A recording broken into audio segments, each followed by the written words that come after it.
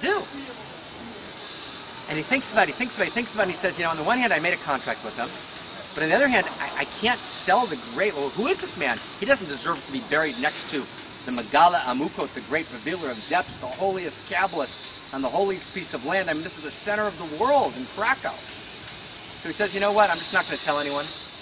We'll bury him where we bury him in the cemetery, and it'll be okay. So that's what they do. And that night, the poor man comes to him in a dream and he says, you better bury me in the right place, because you made a deal with me and I bought it fair. And he kind of wakes up and he says, well, probably just a dream. And he kind of gets through the day and he kind of forgets about the dream and he goes to sleep. And then again, the poor man comes to him a second time and he says, you know, I'm telling you, my second warning, you better bury me where you promised me, or else. Now he wakes up in a cold sweat and he's like, oh my God, oh my God, oh my God. And he gets through the day, and then the third night, and this time the poor man says, listen, if you don't bury me, I'm going to call you right to a tribunal in heaven, which means you have to die to get there. Just remember that, right? And you're done. Now he's completely devastated.